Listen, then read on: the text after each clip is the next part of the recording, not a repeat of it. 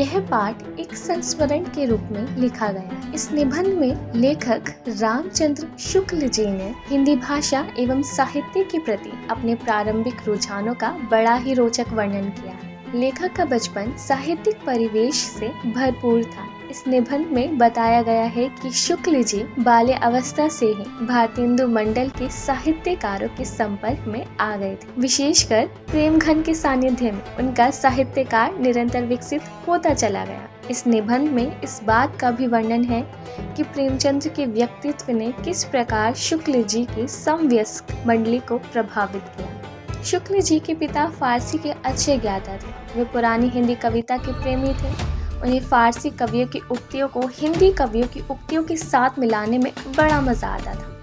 वे रात के समय घर के सब लोगों को इकट्ठा करके रामचरितमानस एवं रामचंद्रिका को पढ़कर सुनाया करते थे। उन्हें भारतेंदु हरिश्चंद्र के नाटक बहुत प्रिय थे। तब शुक्ल जी की आयु 8 वर्ष थी। तब तक वह बालक लेखक राजा हरिश्चंद्र और कवि हरिश्चंद्र में कोई भेद नहीं कर पाते। मिर्जापुर आने पर उन्हें पता चला कि भारतेंदु हरिश्चंद्र के एक मित्र यहाँ भी रहते हैं। उनका नाम था उपाध्याय बद्री नारायण चौधरी। वह हिंदी के प्रसिद्ध कवि थे। एक दिन बालकों की मंडली इकट्ठा होकर चौधरी साहब के मकान की ओर चल दी। वे एक बड़े मकान के नीचे जा खड़े हुए। बरामदा तो खाली था, परंतु लताओं के बीच एक मूर्ति खड़ी दिखाई दी।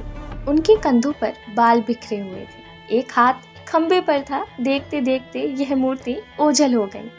बस यही थी चौधरी साहब की पहली झांकी। जैसे जैसे लेखक सयाना होता गया, वैसे वैसे उसका झुकाव नए हिंदी साहित्य की ओर बढ़ता चला गया।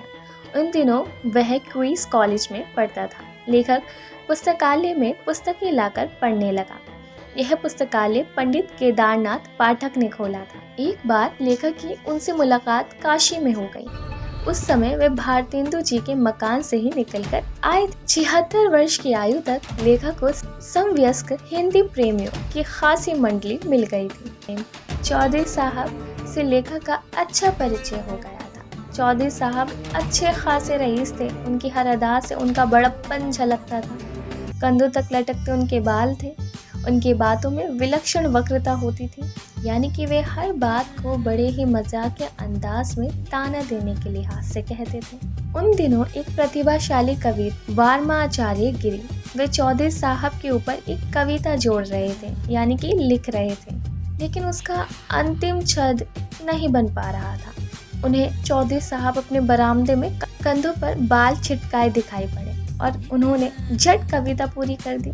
खंबा टेकी खड़ी जैसे नारी मुगलाने की। लेखक की सहपाठी पंडित लक्ष्मी नारायण, भगवान दास हालना तथा भगवान दास मास्टर ने उर्दू बेगम नाम की एक विनोदपूर्ण पुस्तक लिखी। इसमें उर्दू की उत्पत्ति, प्रचार आदि का वृत्तांत कहानी के रूप में दिया गया था। उपाध्याय जी नागरी को भाषा मानते थे। वह मिर्जापुर ना लिखकर मीरजापुर लिखते थे।